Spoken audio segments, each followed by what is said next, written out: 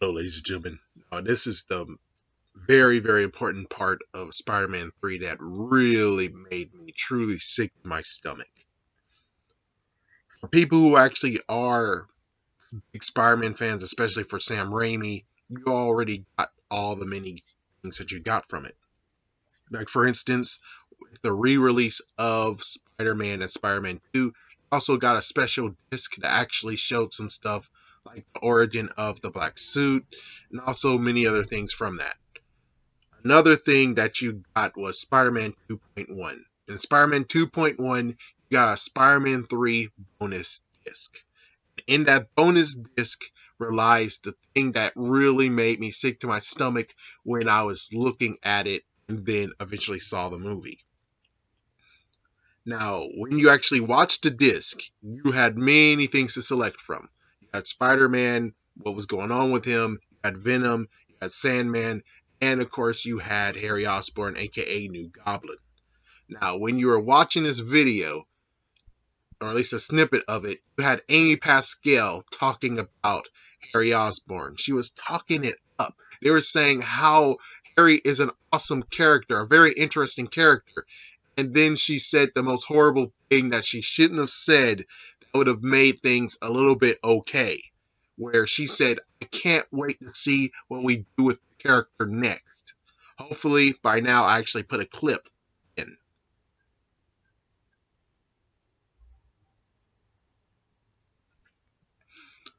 So you heard yourself, you actually heard it yourself that she actually said that. And then going into Spider-Man 3, you killed Harry Osborn. You said you can't wait to see what you're going to do with the character next, and he dies in the movie.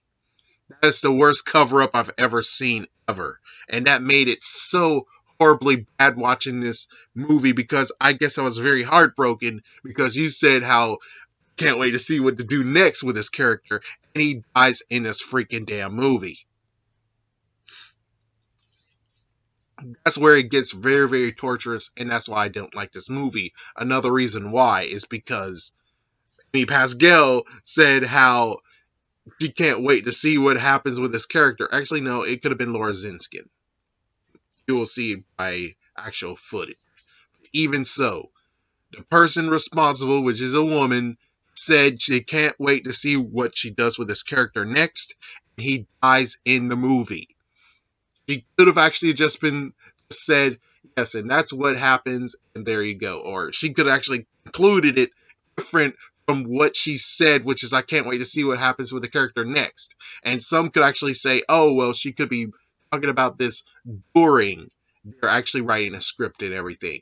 I'm pretty sure script happens first, then they make concept art. They already were doing everything like that, so for her to say, can't wait to see what we're going to do with this character next, it really was a messed up sore and a pain on my side when I saw Harry died, and he died the same way his father did, which is supposed to be iconic. I'm pretty much say that's so stupid. Even made a script myself, rewrote how it should have happened. Basically, in my account, I'm pretty sure Harry, instead of stepping in front, could have actually straight up kicked, like Spartan kick from 300, Venom to the side of the freaking building. He could have kicked Venom while he's actually pursuing the Spider-Man. Just right there, and at that certain point, he's able to kick him, and he falls off the side of the freaking building. Of course, he'll come back.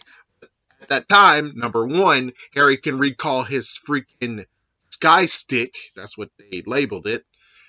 And he's able to free Peter. And he could actually have a group huddle of what should we do? And he's like, okay, well, what we need to do right now is he doesn't like vibrations. So leave that to me. And when ready, have your pumpkin bomb ready. And that's what he basically does. So he's able to maybe even have Venom actually go after him and be like, you bastard. And he most likely might actually try to kill Harry.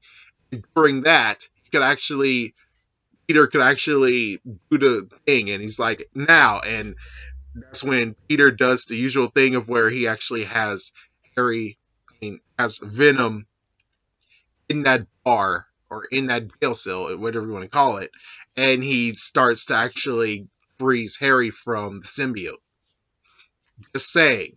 Not to mention the fact of at that point, Harry could actually be holding back Eddie. He could actually be holding back Eddie, or heck, even Spider-Man, Peter could actually be holding back Eddie while Harry actually gets the final blow that destroys the symbiote.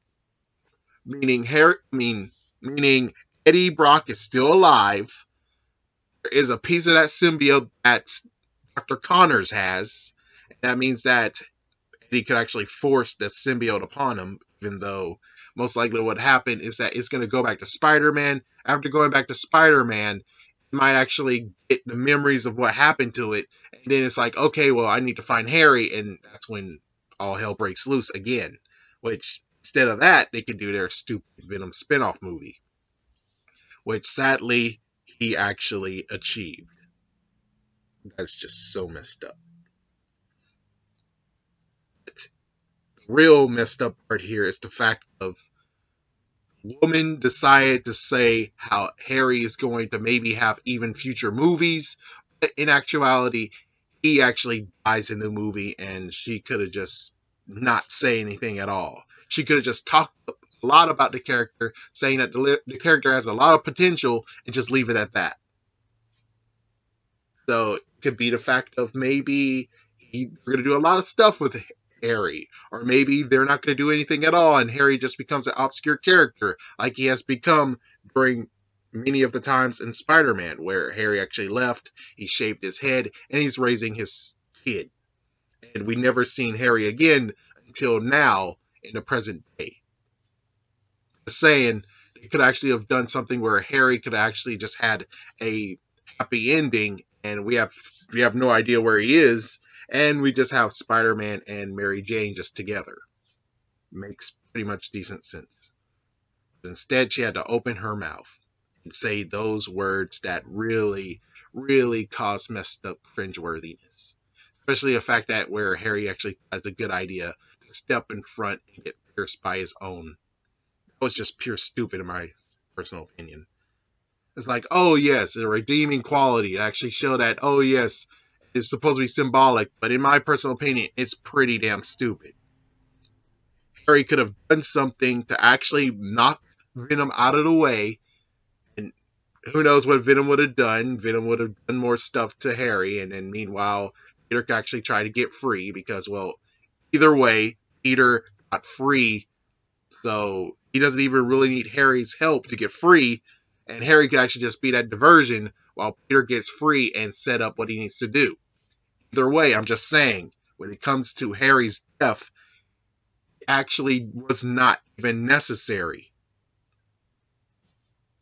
I'm webbing out. Tell me what you guys think about this. Peace.